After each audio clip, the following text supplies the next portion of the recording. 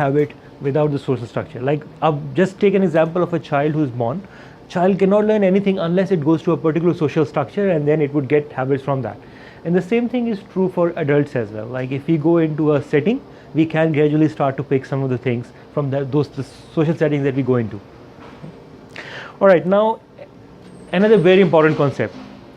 Now we are discussing enablers, like what are the things that can help us in habit formation.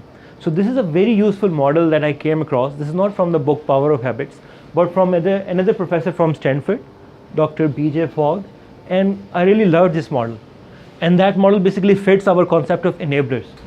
So what he says is that if you want a habit or behavior, certain behavior to be produced, it would be a combination of your ability and your motivation.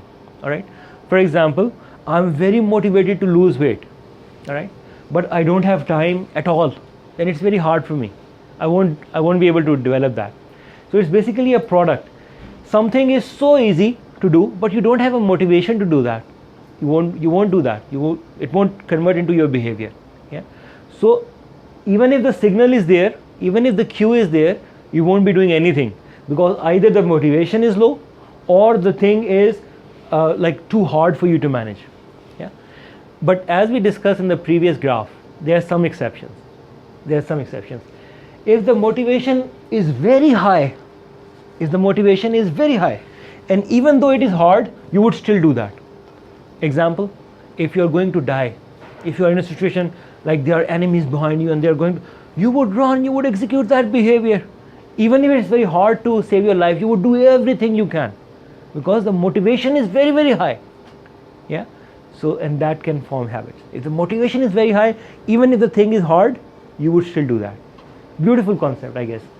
And similarly, if the thing is too easy, and even if your motivation is a little bit, you would do that. It's just low-hanging fruit. Let's get it anyway. Yeah. So signals would work when these factors are right. Otherwise, what would happen? The signal is there, the cue is there, buy Pepsodent. You won't do that if these two things are not right. Does it make sense? Yes. And the same professor has given a very important concept of tiny habits, which we'll discuss shortly. The next slide I can see is not that, so we'll park it for later on. Now this is another concept. I really loved it when I was making this presentation. Now it's a group exercise.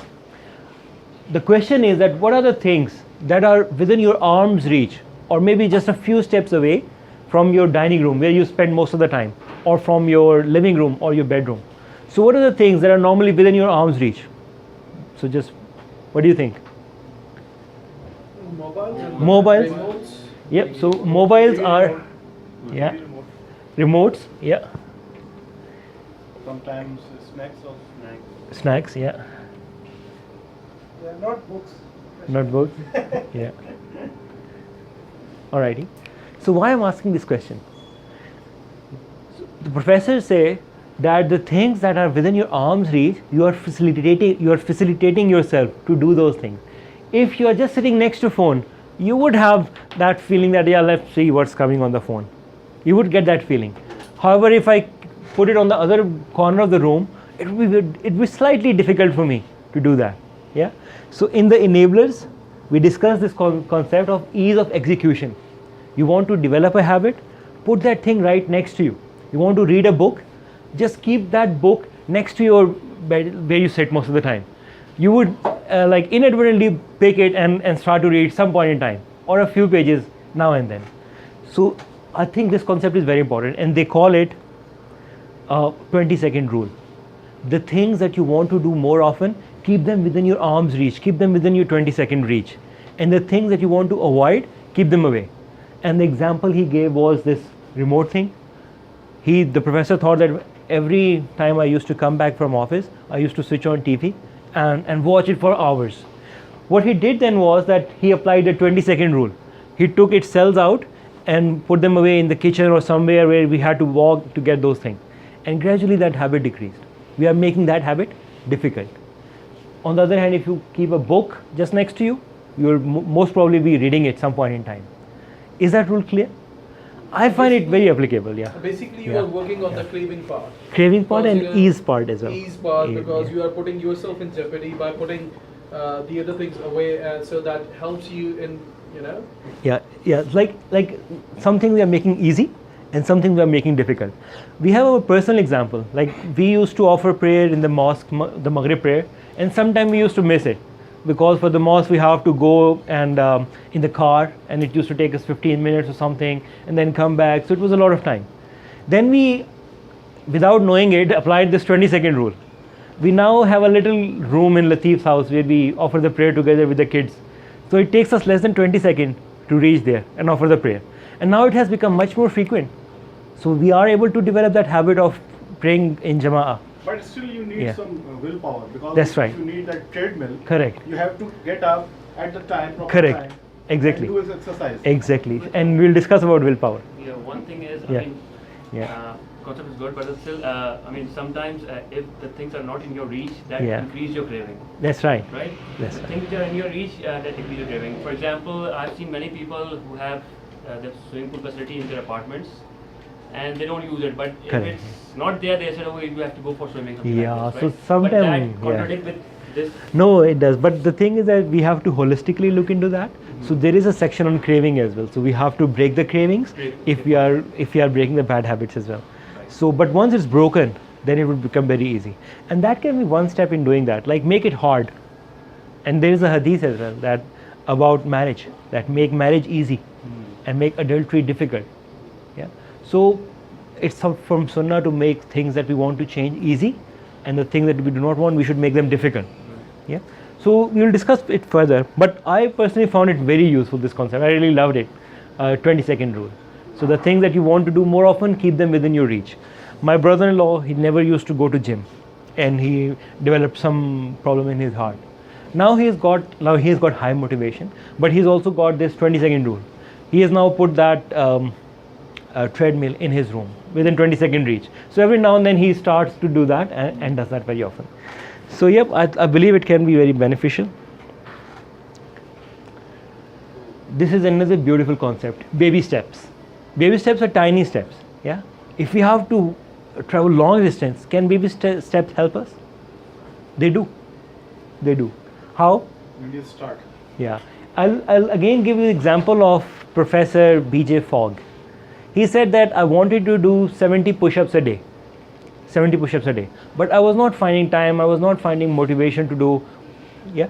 So what he did is that his motivation was low. He knew its importance, but the motivation was low. And he thought that it was very difficult for him. That is why he was not able to do that. What he did was that he said that whenever I'll go to toilet, I'll do 2 push-ups, a tiny step. I'll just do 2 push-ups. So he started that routine. Now for that, do you need too much willpower for that? That I have to do 2 push-ups. Do you need willpower for that? No, it's very easy. It's very easy. Before going to the toilet. No, after coming back from the toilet. Depending upon the Situation. depending on the intensity. That's right. So sorry, it's after coming back from the toilet. Okay. Yeah. Right. So yeah. So what was happening there? It was a tiny step, and for that tiny step, he required very low motivation. Yeah. Something was here like it was maybe hard, and it required a lot of motivation. But what he did is he made it simple, pushed it this way, and then made it very easy, which now requires low motivation. So he used to do 2 push-ups. And then he would talk to himself that I'm not tired yet. Why not do 3 or 4 more push-ups? He would do more. And then he used to go 5 or 6 times to the toilet, depending on how much he drank. And then he was able to get 70 or 80 push-ups a day. The moral of the story is that sometimes if you break down the thing into smaller elements, it becomes very easy. You just take that tiny step and it would take you to your destination. Yeah.